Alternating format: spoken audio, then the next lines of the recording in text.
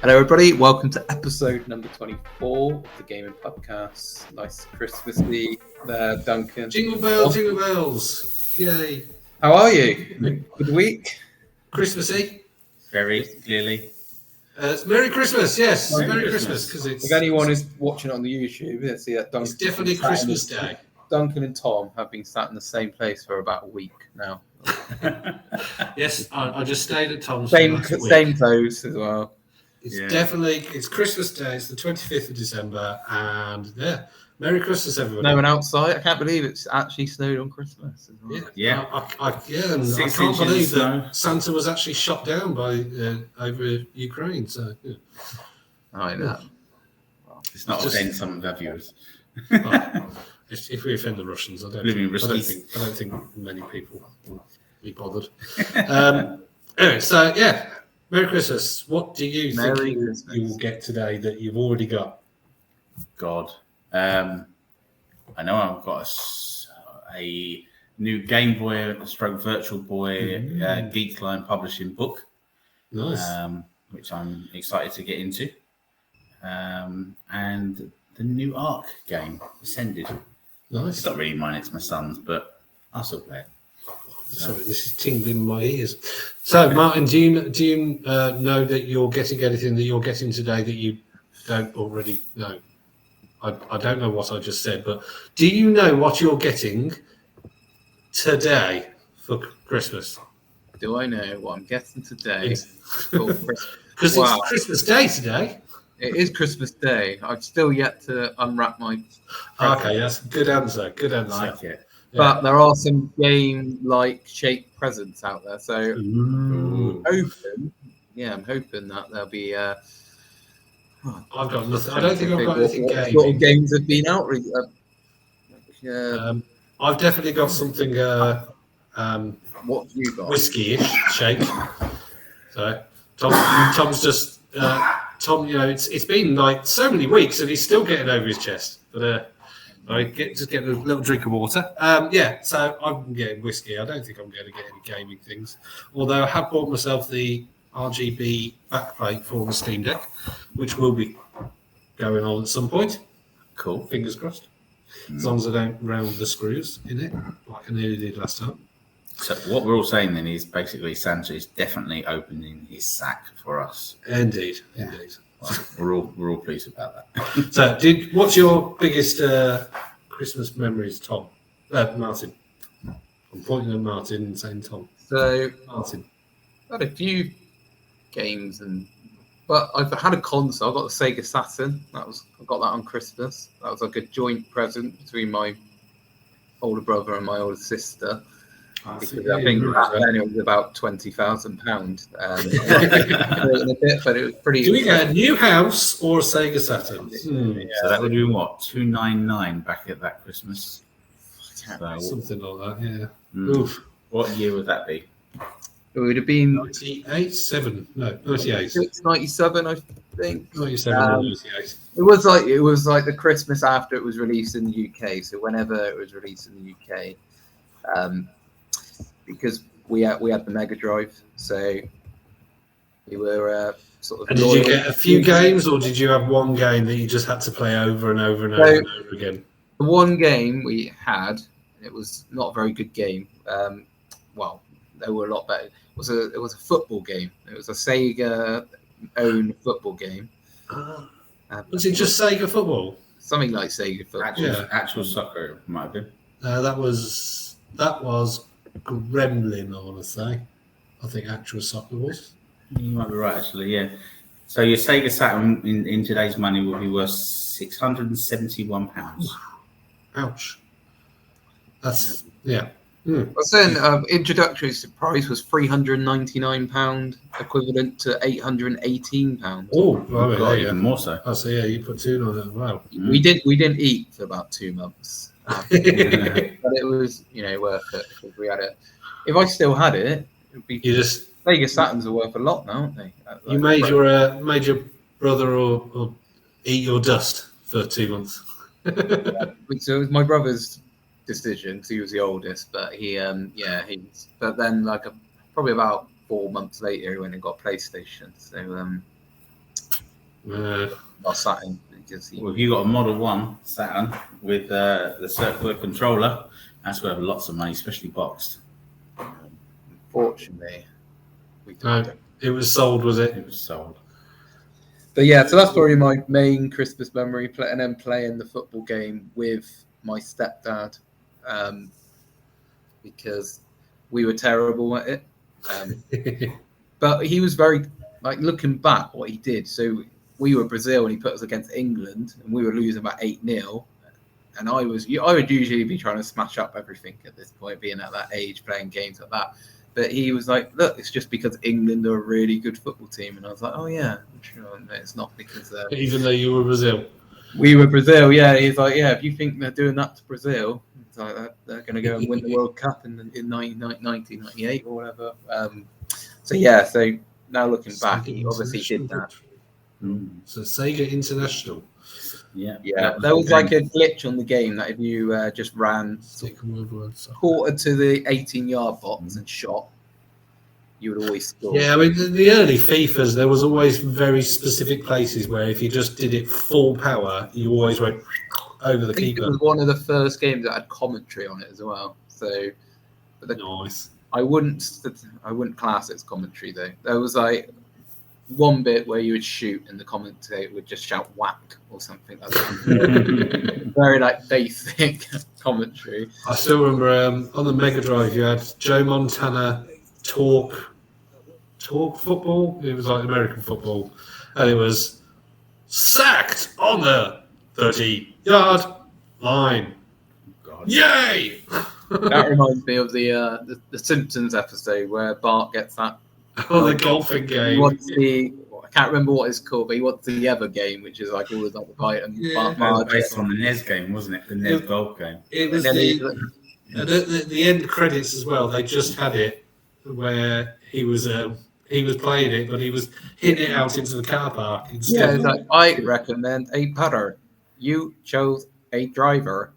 I recommend a putter. That's You such a still good want impression a as well. driver. Yeah, he just hits it out. Lee Carvalho's putting challenge. That's it. Yeah.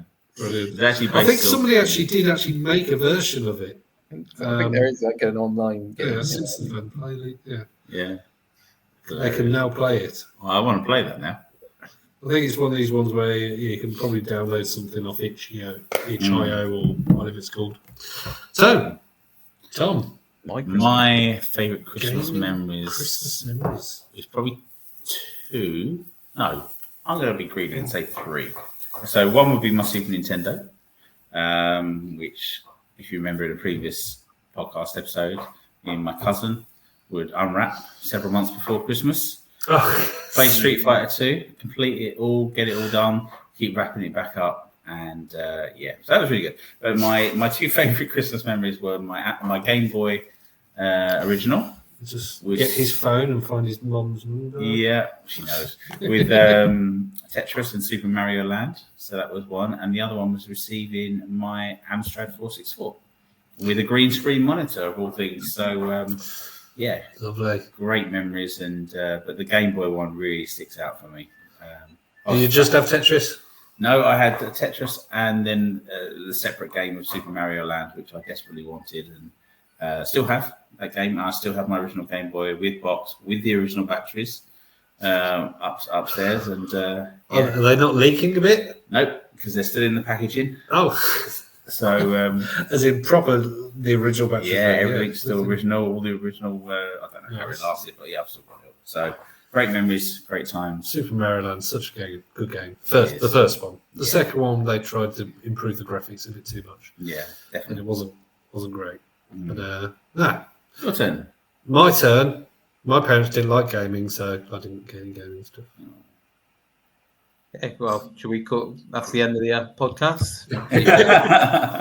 Just on a downer. Now, I think we got our Spectrum 48K maybe around Christmas or just after Christmas. So, I mean, that brought me. Eventually, it was pretty much just given to me, and I just used it for gaming. So, yeah. So that was fantastic. Daley Thompson's decathlon with the 5 people in my family on the rubber keys, so it was more The whole thing is shooting off the desk. Yeah. So just good family memories. Really good to have Is Christmas. that where like the other athletic games originated from in terms of Track and field. Well, track and field was first, but Dave Thompson's but like in terms of the button bashing, is that where it came? Because I mean, I had Athens 2004. I think I had the PlayStation 2. Yeah, track and field on the NES. Like damaging my hand because the game was. Because there was one where you had to rub the analog stick. I'm doing that on the camera, and no one would see. But he's rubbing his analog stick. Listening to the podcast, but yeah, you would literally be rubbing the analog stick in circles. I think it was like the shot put, but because the analog stick was made out of rubber, it would start like burning up on your hand. So I ended up having like this massive welt on my hand, where all the skin had come off. Nice. So I started wearing it with a glove. And it went through the glove, and I was like, surely there must be other people who's playing this game where they. So many innuendos we could go down here. Play with your stick. It's dangerous. Wearing it out with his right hand. Yeah. I mean, track and field on the NES was the first home, I think, one pretty much. It was, yeah. Dave Thompson's Decathlon was on all the devices there, whereas track and field was just on the NES. So PlayStation International Track and Field as well. Yeah, that was a button basher. And they've just developed from there. And you still get them now. Normally nowadays it's Mario and Sonic. Mario versus Sonic. Could you imagine somebody going in a coma in the 90s and then waking up nowadays and seeing Mario and Sonic games together? Oh God, yeah. Never happened. Mind blown. The arguments back in the 80s and 90s, well, mostly 90s, about Mario and Sonic. I still argue that Sonic should beat Mario in a 100-meter sprint, but depends on the game, though. Some Mario games are, some Sonic games are. No, I'm just saying he should if they're having a sprint. Sonic should always beat Mario. 100 meters race, go, and Sonic's finished. I mean, what was Sonic's speed? Does anyone know, like, what is... Because I had some swimming shorts, and it said his speed was like 700 miles per hour, but I don't know if these swimming shorts were legitimate Sega swimming shorts, so they might have been like just someone making it up or something. Probably somebody's looked at something. Or something. In the comics, he can run up to 15 times the speed of sound. If we're talking about the movies, he can run up to 1,145 miles an hour. In the games, he can run up to 186,000 miles per second. That's the speed of light, isn't it? Yeah, who could play a game like that? That would be a button basher. Yeah, he's getting beaten by Mario in a 100-meter sprint on someone in the Wii. Basically, podgy Italian American plumber. He can run so fast he can go back in time. For sustained runs, Sonic clocks in at 767 miles per hour. And his max speed reached is 186,000 miles per second. Or in other words, the speed of light. Do you know what's funny about this? Can I just add? This was November this year that someone actually wrote this on a website. Okay. Wow. It's on some dodgy website as well. Someone's got some serious time on their hands. People probably looked at like the size of things and seen him go, but then when he's going to speed of light, you can't measure that. What does Mario clock in at? Well, he's a fat American Italian plumber, so I can imagine probably 8 miles an hour. Did any of you just going back to Christmas? Did you get the family round? Do you have to do stuff like that? Were you all on the Wii together playing Wii Sports? You know what? We played Wii Sports yesterday. I forgot about that. We were playing bowling and Christmas Eve. Wow. Yes, there you go. Yeah. So me and my sons were playing it, and I got beaten by a 12-year-old at bowling. So yeah. Apparently, in Super Mario Bros. 3, Mario could go at 11.7 meters per second. So not quite 186,000 miles per second. So I think Sonic would win. I'm putting another vote for Sonic. I'm going to do the same. Yeah. So Mario and Sonic at the Paris Olympics, I want to say, is the next one. Paris Olympics. It should just be Sonic beats Mario at the Olympics. There you go. There is a copy of, I think it's Rio, of the Mario versus Sonic games, which is worth a tremendous amount of money. 16? Yeah, it's one of the Wii copies anyway. I'm sure it is, and it's worth a tremendous amount of money. Mm-hmm. They're really hard to find. So Keep an eye out for that. yeah, because the Switch one was the Tokyo one, wasn't it? So I'm just trying to think what the. Now we were looking for some Christmassy games to talk about. There aren't particularly any great ones that are actual Christmas games, are there? Because the Home Alone games on things like the Genesis and the Super Nintendo, they were horrific. Were awful. The Genesis one being the best of the two, but I mean that's not saying much. I mean, do you class Die Hard as a Christmas film? It's certainly a Christmas It's movie. Christmas movie. I would say the game probably doesn't really have anything Christmassy in it. No, it's pretty dreadful. You could be like clutching at straws. It was right at the time. It was 3 games in one on a single PlayStation. I had it on the Amstrad. Oh, blimey. No, I was thinking of the Dard trilogy on PlayStation 1. Well. PlayStation 1 was a 3D. That was a 3D one. Dard trilogy was pretty good on that. We had Christmas Nights into Dreams, which I believe was a cover game on the Sega Saturn magazine. That was the one where you just fly through rings and stuff, isn't it? And they actually released it as a cover on the magazine, and now it's legendary and phenomenal. It really is. I think it actually does have a digital release, if I remember rightly. But correct me if I'm wrong. I wouldn't know. But I have, however, played Lemmings had a Christmas DLC. Basically, it was I think it was like a mini version of Lemmings where it was basically new levels. And they all had little red hats on instead of green hair.